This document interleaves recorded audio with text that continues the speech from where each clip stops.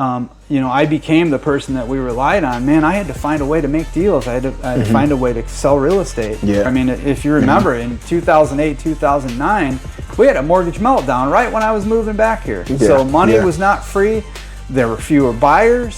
Sellers were cutting prices to get rid of homes because they couldn't find any buyers to buy them. Yeah. So I started at a really difficult time in real estate, and I think that made me stronger and harder too, That's right? awesome. Yeah. So from your experience, man, what has been some of the reasons you see real estate agents not be successful? So I think you got to be a little bit competitive to be a good real estate agent. I think you have to be a self-starter. And what would you say have been really like your secret to success as far as the consistency to constantly keep going, to keep trying to do things at a high level? Sure. Because that's not easy. No, like it's Michael not. Jordan retired after a three-peat. That's right. That's so right. like how do you keep going? What's up, y'all? Welcome back to the Champions Club podcast, and we got a super dope guest with me today. This man is a real estate legend, and so I'm really excited to sit with you. This is Matt Evans. So let me tell y'all a little bit about Matt, all right? So Matt is the owner of a real estate brokerage here in town, and so is Remax. And so Matt Evans' team, so he has a team. So his team consistently placed in the top 1% of all agents in Northwest Indiana. Among Remax agents teams, they placed the top 40 in residential and recently placed as the number 2 commercial broker. In the state. In the whole entire state. And so not only that, but Matt he's really engaged with the community, and he's a pillar in the community. So he's a part of the Valpo Parks Foundation, the Valpo's Rotary Club, and he serves as the president of the City of Valparaiso's Planning Commission. So you're a busy man. I'm a busy man. You forgot about the chamber where I'm the board chair now. Okay, as well. you're board chair of the chambers. Yeah, see where you're involved. Right. See, you keeping me on my toes. So man, I'm really excited to do this. And so usually, like we mentioned, the structure for these podcasts is really a master's class, right? Yeah. And so for the people out there that want to get into real estate, sometimes they're new, or sometimes they might have a career change. Sure. If they come across this podcast, I want them to get so much game that they're going to get up off their couch and then actually start, pursuing their dreams of getting into real estate. So when it comes to real estate, man, a lot of times you will hear that this is one of the best industries to get into and start building wealth. So if I'm sitting on my couch right now, why would I want to get into real estate?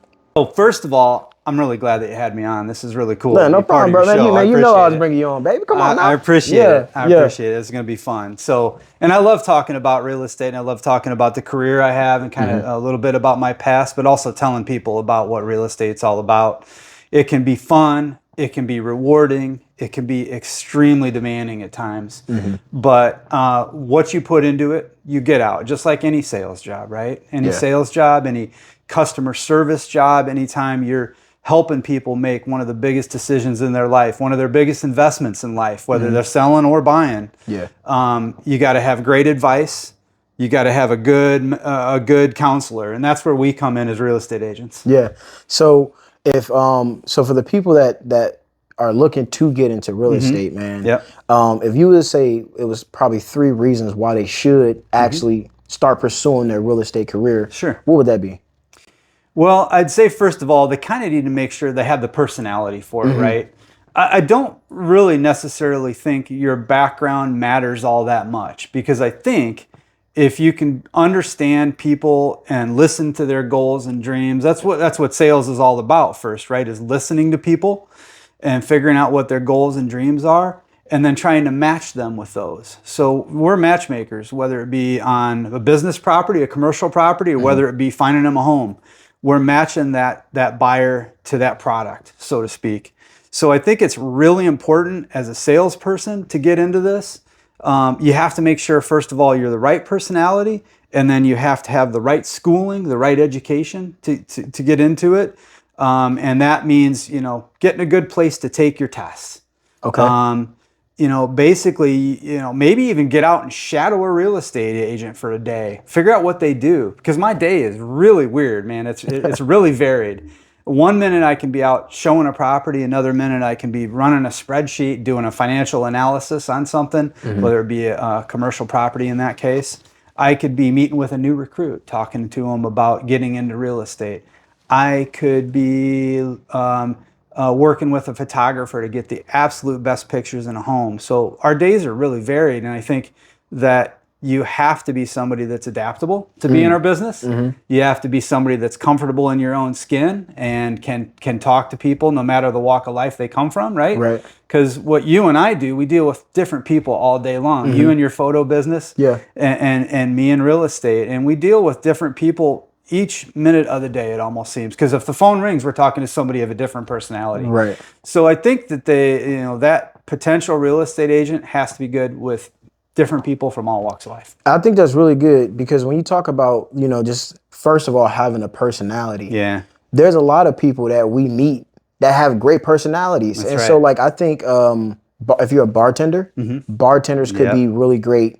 That's right. Great real estate agents. Barbers can be really great. So I'm hearing you saying like that's a strong characteristic in order to be successful in real estate. Absolutely. Or at least to get started. I've driven through a drive-through, a fast food restaurant before and going, that person needs to be a real estate agent. Okay. Now that you fast forwarding, but while we on that, man, because I do think that you really have a great eye for talent. Thanks. And I'm saying that judging on the stats that I read from your team, you're right. Like, so what do you see in people?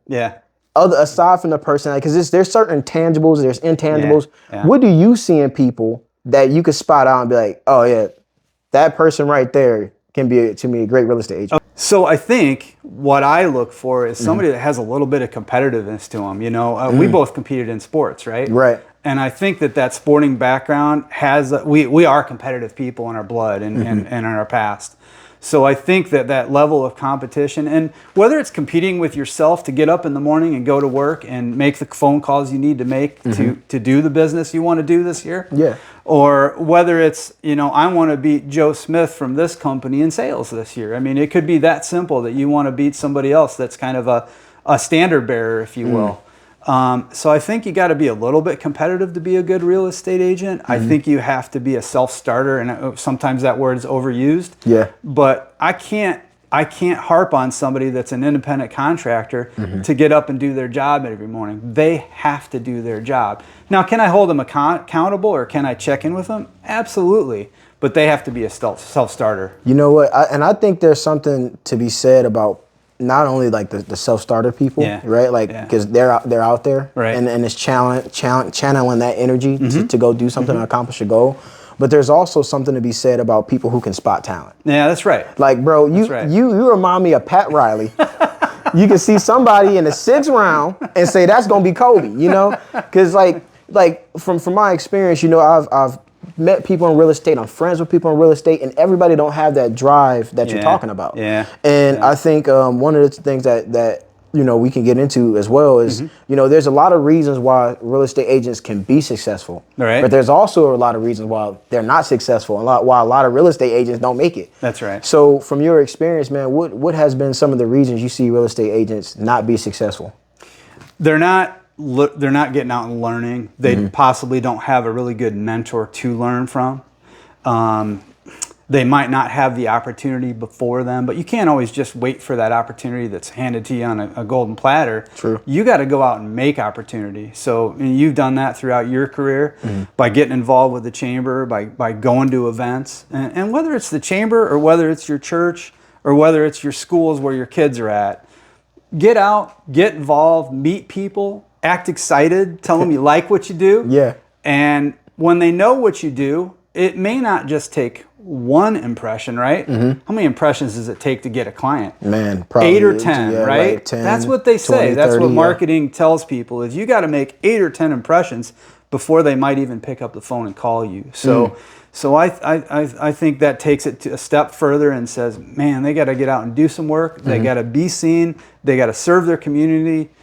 Give back to that community that we earn money from, right? You and I, as business owners, we get out and earn money in our community. We need to give some of that back and support our community. That's dope. Okay, so man, you cooking on high heat, on high heat. All right, so let's say I'm sitting on my couch and I heard what you said. I do have the competitive spirit. I got the drive. I'm a self-starter. I got the personality. What is my first steps? What's the first few steps to getting started in real estate? So the first thing you got to do is take the education classes that are required. That would be 90 plus hours of education. That will then qualify you to sit for a state and federal test or a national test. And then once you study for that test, you can sometimes take sample tests, or your instructor in the real estate school is going to give you some information you need to be prepared for that test, right? That's the hope. And you can take classes online, or you can take classes in person, whatever suits your schedule and your mode. And you can start when you're 21, when you're 18. You can start when you're 65. It doesn't matter. But once you take those classes, once you sit for the test and you pass the test, then you basically go out and you meet brokerage owners like myself and others who would maybe interview you to be a real estate agent at their company. Because what we do is we hire people and they come on our brokerage, and we're overseeing them for a few years. Or as long as we're their managing broker, we're overseeing them. So that basically is really important, because you got to have a good mentor to learn from, right? That's true. And somebody that's going to be watching out for you legally as well, because we deal with contracts that are approved by the state, and they are legal contracts. So we want to make sure we're leading people down the right path, down the safe path, down the legal path, and the ethical path, and using the right forms to protect our clients. Dope. Right? Yeah, that's so good, man. I can tell you got that experience how you laid it out. Yeah. So.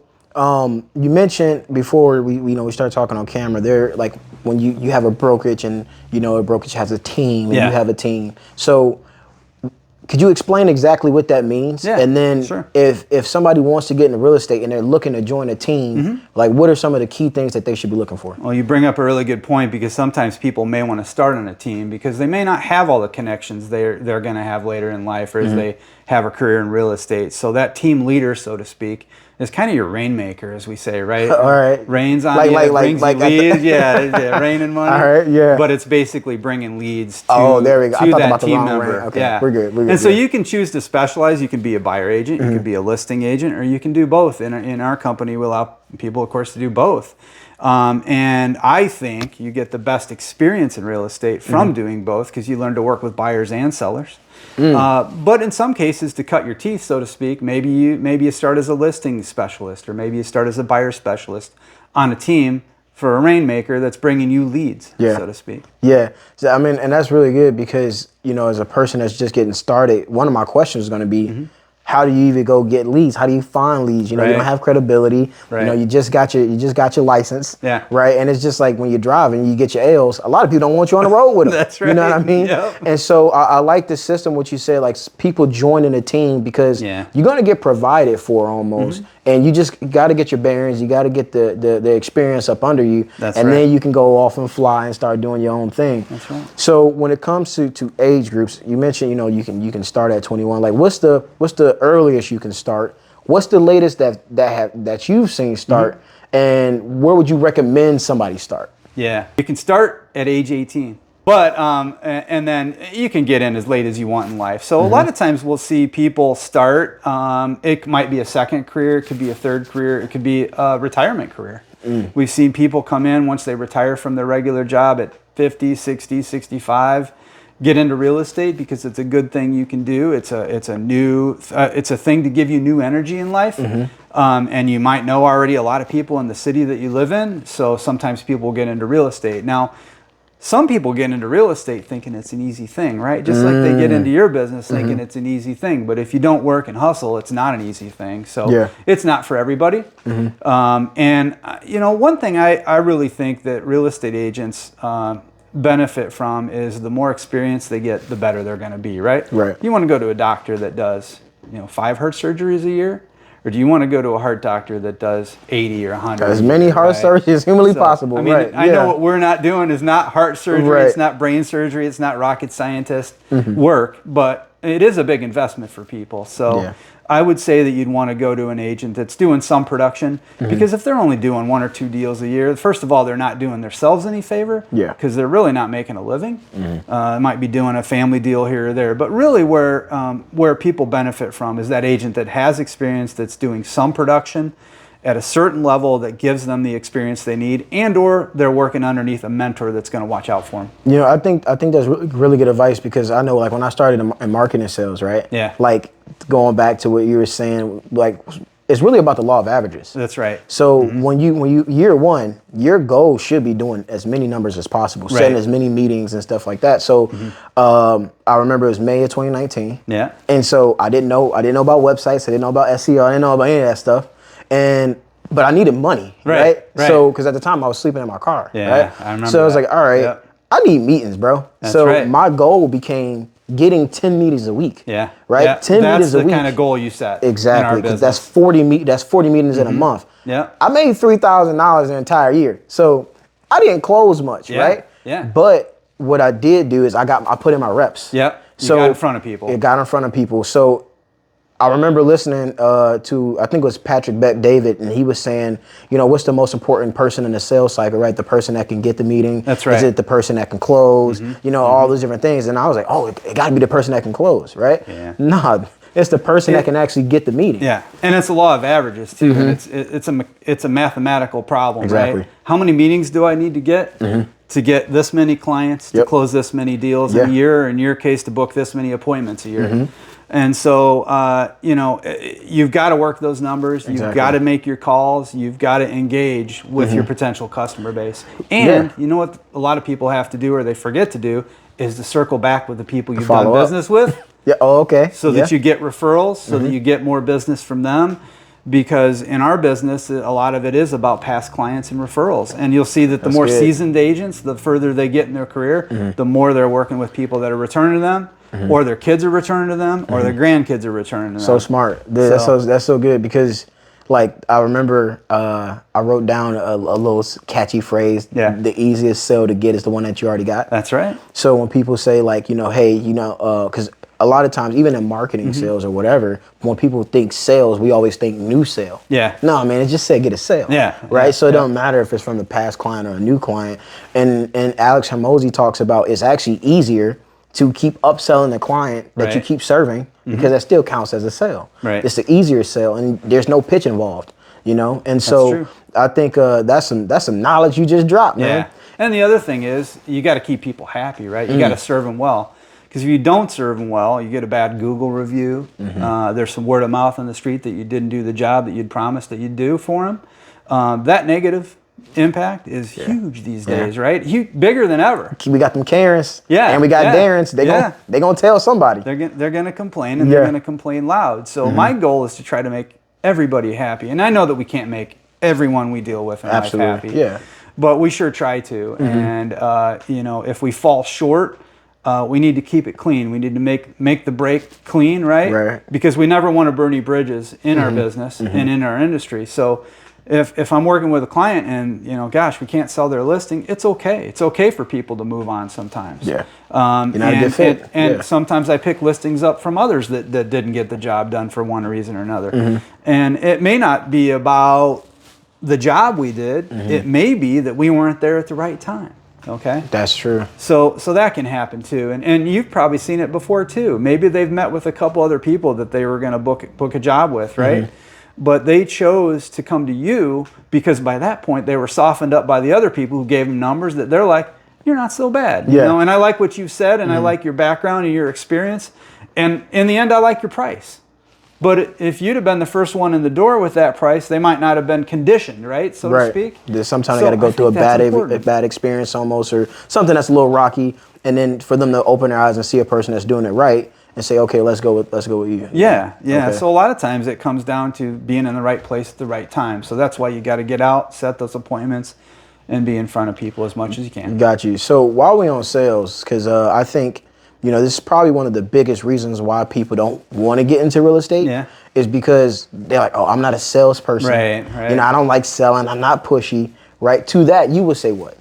I've never really thought of myself as a salesperson. I mean, here I am. I have, you know, MBA in marketing. I have an undergrad in marketing from right across the street at Valparaiso University. But I've never really thought of myself as a salesperson. And sometimes when somebody says that to me, I'm like, oh yeah, I do sales. But how do I look at myself? It's more as a consultant. I'm consulting with people to help them discover what's going to either return the most money from selling their home. What do they need to do? Do I need to fix it up? Do I need to put a new roof on? Do I need to replace the refrigerator? What do I need to do? On a business, it might be, should I put new commercial carpeting in here before we list the place, Yeah. Or should I put another tenant in this building so I maximize my profit? Well, the answer to that is, yeah, you should put another tenant in it, unless an owner-operator wants to buy your building. So it's that kind of consulting that we do along the way that helps people hopefully maximize their return on investment, or if they're buying, get the best deal they can. Yeah. And we do that through for the buyer, analyzing the comps, making sure they're spending the right amount of money previous to their appraiser doing that. Yeah. And previous to their banker looking at it, do we determine that it's a good deal for them or the right price for them to spend? It's not always about getting a deal. It's about putting your business or putting your family in the right home that's best for you. Yeah, and one of the things for me, bro, is because I noticed probably on my second or third year in sales, I heard a lot of people, they didn't like the title of a sales rep. Right. And to me, I'm not a gray area kind of guy. You either are something, you're not something. It's you are what you are, right? And so I would be like, yeah, I am a sales rep, right? And I think that if you operate with pride in what you do, you can take pride in your title. That's right. And so when people be like, man, you're gonna try to sell me something. Absolutely. Yeah. I'm absolutely. And I'm proud of it. Right, but I'm also going to right sell you what you need. Yeah. Right, and so there is sometimes a lot of people don't want to claim that. Right. But I think one of the most powerful things for me is because I did claim it. Right. You ever sat down and somebody say, look, I'm not trying to sell you anything. Right. Yes, you are. Right. Right.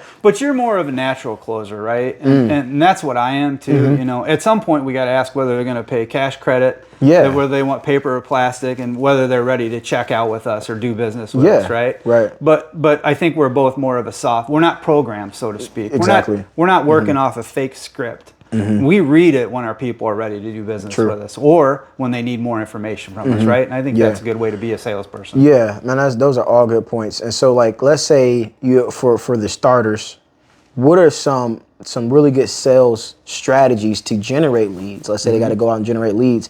Is it door knocking? Is it cold calling? Is it networking? What are some of these lead generation strategies that work for you when young Matt was in the game? Right. We got to go back to that. Yeah. So walk me through that. Well, it's certainly changed in our business, right? Okay. So part of it is it's gone a lot more electronic. It's gone a lot more social media expert view, and so a lot of times we're out posting videos of it might be a new listing of a recent closing we had. It might be just a community video that we do, right? You do some. I know you've done some community videos here and there. Community videos are cool because you're out acting like an expert in your community, whether you are or not. At least hopefully you know enough to talk about what you're talking about that day, right? Or you've looked into it or you've researched it. So, I mean, I think those kind of things are important, but I also think that you have to be able to set your day up and time block and make calls at certain times of the day. And then you got to figure out too, what are the best times of the day to call? And that's one of the other reasons I say it's changed. Is because we basically have to think about when is the best time to reach somebody. Is it going to be on a Monday evening when everybody's burnt out from starting the week again, maybe having a long day getting back into work, or might it be on a Thursday when they're kind of getting in a more festive mood, moving toward the weekend? So I guess those are some kind of the sales skills we use is to know when to reach out to people at the right time. One of the other things I think that I'll do is I tend to make my calls before it gets too late. But I always try to call people back during the day. Have you tried to do that too? I always try to return somebody's call the same day they call me. I can't do it all the time because it's a busy life, but there are times where somebody calls me at 5 o'clock. I might have to hit them the next morning if I'm in meeting. So let's talk about that because I've talked to a lot of real estate agents that experience burnout. Yeah. Right. Because it's like you're a slave to your phone. Right. Yeah. You're in the shower and that thing rings. You got to go answer it. You having dinner with your family. Yeah. And you got to go answer that. Yeah. So from your experience, man, how do you actually try to balance? Cause you want to serve people. Because for me personally, if I'm ready to spend money and you don't answer, I'm going on to the next person. Yeah. And It can be that way. Yeah. And sometimes, man, it's It's just how it's cut, right? Well, when a lead comes in, we're told we need to get back to people within 5 minutes. In 5 minutes. Yeah. If and we don't same get thing, them in 5 same thing minutes, here. same thing on you. Yeah. If somebody call for a photo booth, I don't call them back in 5 minutes. Yeah. They already done booked somebody. And I've heard home inspectors say the same thing in our business. Like if they miss a call, and I know somebody you and I both know from Chamber, Janet, she says, if I don't answer my phone, they're going to move right on to the next person. Yeah. And I think it can be the same in ours, but a lot of mine tend to be referrals at this point in my career. So sometimes it's okay if I can't get back to them right away. So do you feel like right. the younger side, like if you're just getting into it, you do have to pick up that phone. You got to be accessible on your phone. Yeah. You've got to be able to answer those calls. You've got to make yourself readily available. And our business can be 24/7. Like I can literally work, probably like you can, almost. Although your bookings are different. That you can only book those when people are available and want photographs.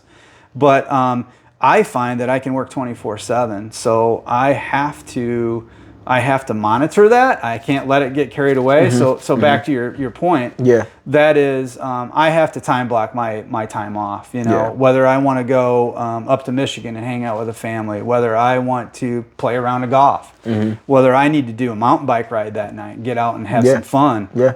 I need to time block it, because if I don't, I'll probably book over it with somebody wanting an appointment. Gotcha. And so that's critical. I think the more successful and the more busy you get, to time block your personal time, man. We're important too, right? Yeah, that's right. We like to serve people, but at the same time, if we need to take a family vacation somewhere, we need to make sure we do that. And that's awesome. I think that's it. But I can literally work some days from 6 to 9 or 6 to 12 at times. Yeah. And I try not to stack those days, though, right? I try to basically do a long day here, and hopefully I have a little shorter day the next day, where maybe I can go home at 4:30 and still maybe work a little bit that night, but not work hard till 11 o'clock or 5 o'clock or 8 o'clock or whatever. Man, that's really good information, man. You're still cooking on high heat, man. You're still cooking. All right, so let's start getting into numbers, because I want it's we can talk about the strategies and the different things like that, but there is real money to be made in real estate. And so I'm going to ask you, because I know it'd be like pie in the sky talking about everybody else, but like when you were just getting started, what was one of your best years as far as revenue? Sure. And then what strategies did you implement to get to that point? Yeah, I mean, our business, just like I said, I could work 24/7. Our business income is a little bit unlimited at times. It can be. Yeah. But usually to accomplish more at a certain point, you have to bring more team members on, because you just can't do all the work. So, I have an admin assistant that helps me do 2 times or 3 times the business I would if I didn't have that person aboard. Yeah. Much like other people have buyer agents or listing agents. So we have to leverage other people to make more production, because there's only one of us to go around. That's true. Right? Yeah, it's only one man. Right. You've added more employees, right? So if we don't leverage help, we can't accomplish more. But certainly your income with that can be unlimited. Yeah. But it is, and I think anytime you get into a sales job, we talked about past clients and residuals, like you would in the insurance industry. We work for 2 insurance companies right down the street here. And they work on residuals, right? Because they built that business, and that business comes back to them somewhat automatically. Yeah. So as you build those residuals, you can make more and more income. And also, I think that your name gets out there more, right? So people start to trust you. And it takes time in sales to make a difference, okay? To make a difference for your family income. And it's something you and I have talked about. It takes time to build that business. So the first year, maybe you're lucky you do 4 deals. Maybe the second year, you really start cranking, and you get busy, and people start to see you, and you work more open houses, and you sell more homes, and maybe you've done 12 deals that year. Maybe by the 3rd year, you've really taken off, because you started to mail your past clients.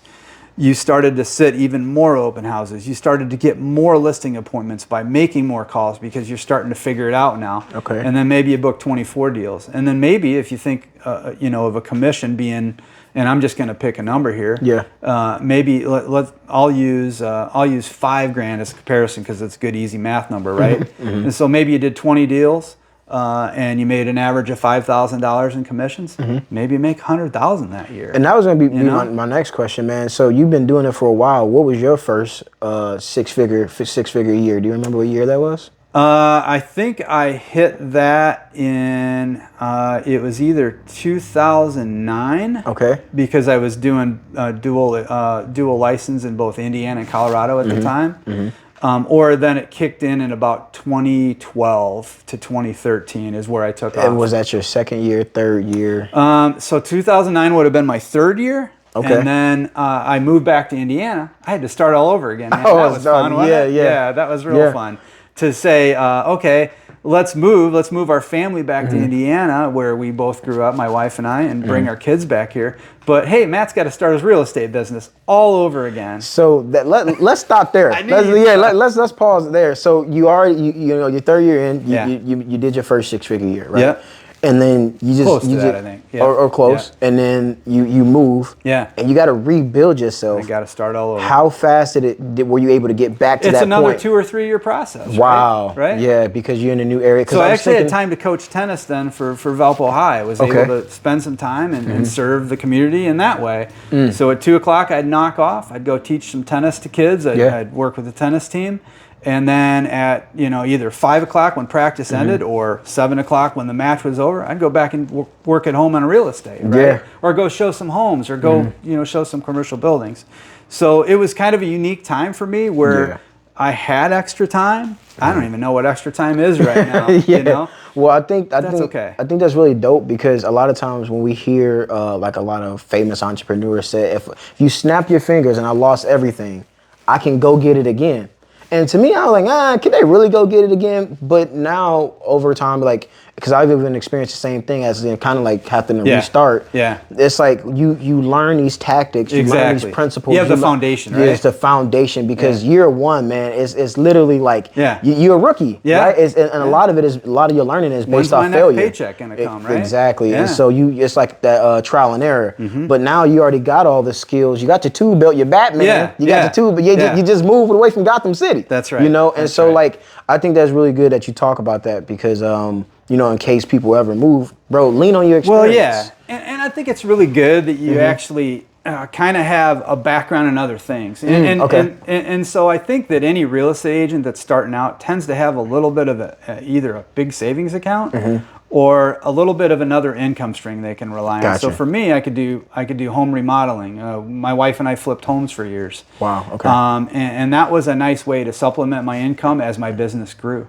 Others that might be, well, you work part-time doing this. You're a medical assistant or you're a dental assistant or you even work retail. You bartend. I mean, I don't care what it is, but you do something to give yourself some supplemental income because I can tell you that if you're the breadwinner of the family, and my wife did work for quite a few years, Colleen worked hard, and yet, I became the person that we relied on. Man, I had to find a way to make deals. I had to find a way to sell real estate. Yeah. But I also had to find a way to supplement that at times when it wasn't the greatest thing ever. I mean, if you remember, in 2008, 2009, we had a mortgage meltdown right when I was moving back here. So money was not free. There were fewer buyers. Sellers were cutting prices to get rid of homes because they couldn't find any buyers to buy them. Yeah. So I started at a really difficult time in real estate, and I think that made me stronger and harder too. That's right? Awesome, yeah. Dude, I got a similar story because it wasn't real estate, but it was during COVID. Yeah. So my daughter Luna. So she was born. She was born in February. And then COVID popped off in March. Yeah. And I had only been a B2B sales rep, bro. Yeah. I hated cold calling. Yeah. And what this taught me was to really try your best to be a complete salesperson. Yeah. Not just a person that's in the face, but that can pick up the phone. And so I remember all my clients just paused their accounts. So I ain't had no money coming in. Stuff was on froze, right? Yeah. And then I had $20 in my bank account. I spent that $20 on a voice recorder. And then I started cold calling. Thank God you did, right? Yeah, dude. Oh man, but the first couple times I did it, I sound like a serial killer, Matt. It's like no wonder people are hanging up on me, right? And then I just got better. You were too rigid. I would go back and listen, and then I was like, okay, I see where I messed up in that call. Yeah. And then that was the year that we ended up producing $1 million in sales with the COVID year. That's awesome. It was a lot of it was based off cold calls and Zoom calls. Yeah. Dude, you remember how weird it was for people to be on Zoom at first? I remember it all. And so man, I remember hey, could you see me? Can you hear me? Like, dude, don't speak so loud. Yeah. Oh, my bad. Yeah. I know. Yeah. So let me ask you a question. I can carry on that story though. Okay, go ahead. So I basically bought and became broker owner here at Remax Lifestyles in the year before COVID hit. And so, you know, I buy it, I move it here. Yeah. And so I bought this new building, right? Well, coming up in March, as you mentioned, COVID hits. Our grand opening happens basically 2 days, or actually 1 day, before COVID shut down the whole nation. So I do a ribbon cutting here with the Chamber of Commerce on whatever, I'm picking this off the top of my head, it might have been March 13th, March 14th, somewhere in there. Yeah. The next day, the country shut down. I had literally asked, you know, should we be doing this? And at that time, it was still cool. But what I learned is that I had to look inside myself and take all this risk that I'd assembled and figure out a way to get this brokerage through COVID when I couldn't even get out and work for in person for about 2 to 3 weeks. Wow. Eventually, we were ruled as essential people in the business because we're dealing in finances for people. Right. We're dealing in, and people have to sell and buy homes for various reasons. Their job changes. Somebody passed away, they're downsizing. They could not stop real estate. That's dope. So thank God we were recognized by the state of Indiana as essential salespeople, but that took 3 to 4 weeks. Well, throughout that year, we found ways to work on Zoom. We found ways to have office meetings on Zoom. We were talking to agents on Zoom to keep our office meetings going and to keep them basically strengthened and give them hope, right? To get through COVID. How are we going to deal with this? And it seemed like every week we had something new to talk about because there was a new rule. Like we had a new form to use with people, COVID disclosure and stuff like that. But I guess the short end of the whole story is that we became tougher and harder in working through situations like that. And in the end, I got named Broker Owner of the Year in the state of Indiana. My COVID dog, year come on, man. by Remax. Yeah, man. Out of 72 broker owners, I was named the top because I engaged my people. I showed them hope. I got them through. We did more business that year. And I don't know if you remember, but people changed the way they thought, where they had to live during COVID. Yeah, they realized, too, that they could work remote at that point. They realized they needed home office space to be able to do Zoom meetings. Right? Remember that video where the guy's sitting there on a Zoom and his kid comes in behind him in the background and the wife comes in going crazy, worrying about him. She's crawling in, trying to hide. Yeah, man. That was the funny thing, but that's what people were doing at home. So they wanted those rooms that they could have meetings in, that they could work privately in. I mean, I remember our kids, we made them a room upstairs that they could do their homework in and have some kind of distance from. It's the weirdest thing. Your distances from one another in your own home, but that's what people look for. You know, we had a really crazy situation to deal with there, and we helped get people through that period in time, which is just the most unreal thing I can look back at and say, how weird was all that, man? It was crazy weird. But you know, it did improve business and real estate. Funny enough, and also people discovered Valparaiso, right? They discovered Northwest Indiana. So when they were told they could live a little further from Chicago to get their job done and still come in maybe to the city 2 or 3 days a week, Northwest Indiana started to blow up. Blew up, right? And then, you know, downtowns were revitalized, and we're seeing Valpo, you know, revitalized over the years. Chesterton's done improvements, certainly Crown Point's to address their downtown. And then, gosh, now look at Michigan City, right, where you're from, it's blowing up. And part of that is because people can live further from the city now. Yeah, and you know what, man, I think, you know, for the most part, all sales reps, you can talk how you want to talk when the economy good. It's easy to sell when everything's peachy. You know what I mean? And for me personally, like before COVID, it was harder for me to sell websites because everything was so good that they were like, man, do I even need a website? I got so many call-ins and walk-ins and this and that. But like, you really learn more about yourself when you're under pressure. You do. Right? When the economy's not good, can you still go out there and find a way to win and produce? And so for everybody's watching, man, like that's really what it's about. It's like, you know, those hard times is just keep finding ways to reinvent yourself, keep finding ways to push forward. And so to wrap things up, man, you know, you've been doing this for a very, very long time, and you've been like almost 20 years now. Next year will be 20. 20 years, so congratulations. Thanks. And so, man, what would you say have been really like your secret to success as far as the consistency to constantly keep going, to keep trying to do things at a high level? Because that's not easy. No, like Michael Jordan retired after a three-peat. That's right. That's so like how do you keep going? I think the good people that I work with keep me going, whether it's the people around me, the agents around me, my support team, my clients keep me going. I want to continue to serve people and give them good real estate advice to lead them again through their biggest decisions in life. Again, I'm still competitive. I still want to be the best. I want to strive to be the best. I think one thing we didn't talk about enough is continuing education is really important in our business. Okay, let's tap that right there. Yeah. Not education as far as, I mean, yeah, like, you know, obviously learn the market and the industry. Yeah. But what I'm thinking you're talking about is like the personal development. Yeah. Right? Like investing in yourself. You got to continue to look at best practices. You got to look at other agents that are doing cool and new things.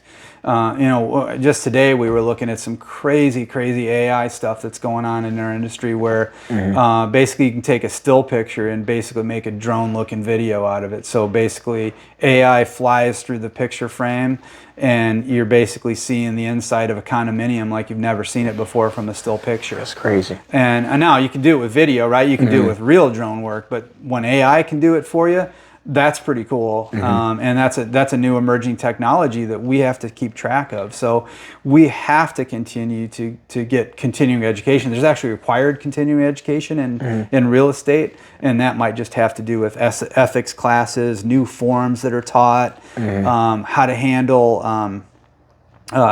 home inspections, things like that, how appraisals are working, home valuation. We have to do that kind of rote learning education that's required of us every year. We have to have 12 hours a year as agents.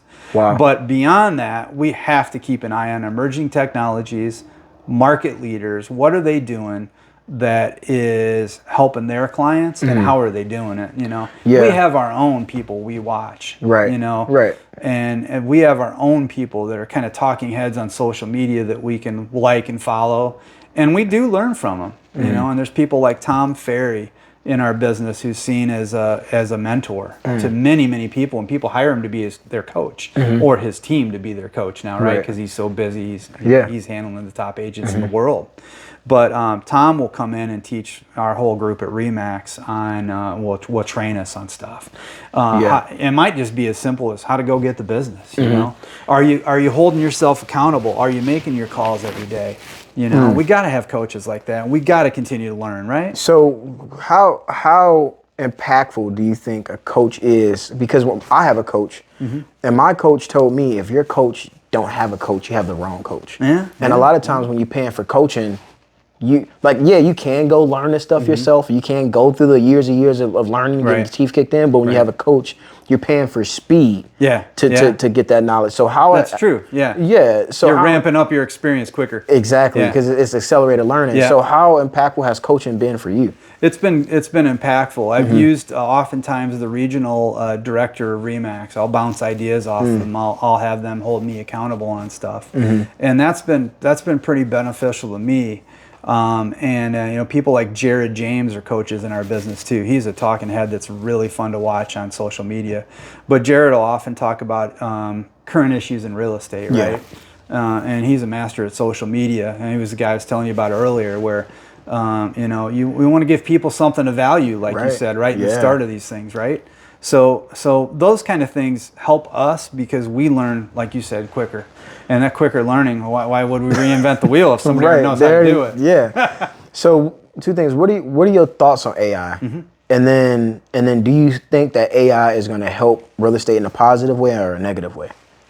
I think it could have both effects if we don't watch out for it, but it's already helping us. You know, I think if you talk to most real estate agents, whether they admit it or not, they're using some form of AI in one way or the other. I mentioned pictures to you, right? But it helps us all in writing, right? Like we have, I've talked to agents that have actually used AI to help them write a constructed, well thought out email on, you know, why a home might sell if you do these things to it. You know, and so there's all sorts of stuff that we can bounce off of AI. A marketing description for a house. You know, sometimes I'll input, you know, the top, you know, 25 things that I like about a home or that make this home unique. And maybe it's not 25, maybe it's 5 or 10 things. And then I can plug that into AI and help me write a marketing paragraph. So the tools are there, and I think those people who aren't using them are kind of overlooking things that everybody's going to make use of eventually. Yeah, you know, that's a good point. Yeah. That's a good point. And one but thing we don't want the machines to take over, right? Mm-hmm. Well, I was, because for me, like, I'm on the same wave as you, right? Like, and I think everything's a tool. Money is a tool, right? That social media is a tool. AI is a tool. Exactly. And it's not the tool that makes the tool powerful. It's the person behind the tool that makes the tool powerful. It's the person behind the tool that makes the tool good or bad, right? And so, like, I'll give a lot of an example, like for example, the phone, right? To a lot of people, or social media. You remember where social media is destroying the youth, right? No, it's how people are using it, right? And so, like, if you give me a phone and you give me social media, like, dude, I'm about to flip that thing, and I'm gonna find a way to make money. But I think, like, there's a lot of things, like, you'll find in AI where, like, for example, Facebook Marketplace, a lot of things like these houses and stuff, like, they are using AI generated images to make these houses look good, and then they're signing people up for rent. And that's the wrong thing, right? You know, if AI is painting a picture that's not accurate of a house, that's a problem, and we have to dump that and move on. Right. But if it's painting an accurate picture, then we should use it. Right. But I also think that AI can be a negative, and we got to watch out. You know, we don't want avatars to basically replace salespeople in real estate, right? You don't want an avatar to replace you, where somebody can, you know, order a phono booth and just set it all up themselves by the virtual teacher that's working with them. So I don't know. I mean, I think that it's going to be balanced, but I always think that the personal aspect is going to be important to what we do. Absolutely. Because we all have to critically think with our clients and bounce ideas off. On what, you know, I'll come in and I'll ask my client, what do you like best about your home? Because you know it the best, you know? Give me your top 5 or 10 things that you love about your home that I can share with that potential home buyer. Because they're sitting in their car, they're driving down the road with, you know, with their spouse or their other or the partner, and they're flipping through homes. And if you don't catch their attention right away, you know, you may have lost the opportunity to catch them as a possible home buyer. So I want that person to give me a little bit of emotion that, hey man, I love when the sun rises in my breakfast room or my kitchen with the breakfast nook, because man, it just shines a great light on the day and gets me going. Or, you know, we love sunsets out on the back deck. Or, you know, this room setup was ideal because both the kids had their own bathrooms upstairs. You know, whatever it is, as small as it might be, that might ring a bell with a potential home buyer. And I think you're spot on, man. And like, this is exactly why I'm investing so much in long form content. Right. Because like, you know, right now I'm coaching people on personal branding and content creation, right? Like, you can use AI for shorts. Right.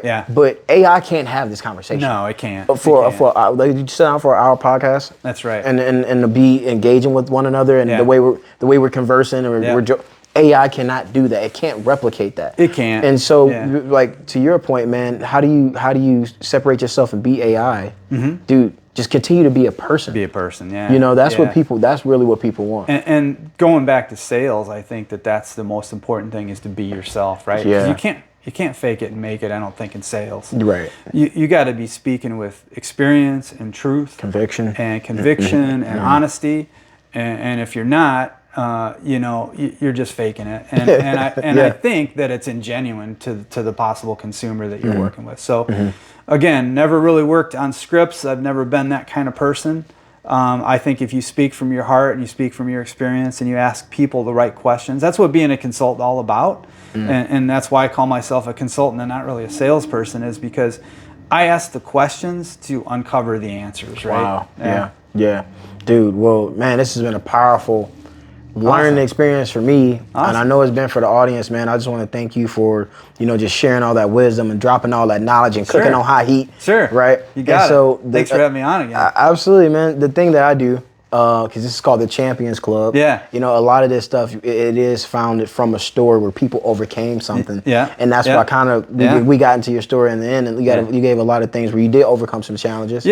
So I just want to say, man, welcome to the Champions Club. Thank you. Yeah, man. And once a member is always a member. And dude, I love to have you back on. Oh, dude, you is a member. You most definitely a member. And I think your story and stuff is going to inspire people. So before we go ahead and sign off, bro, if somebody's watching right now and they want to get started, they've made it to this point in the video. What would you tell them directly in order for them to get up, get started in real estate, and start making stuff happen for themselves?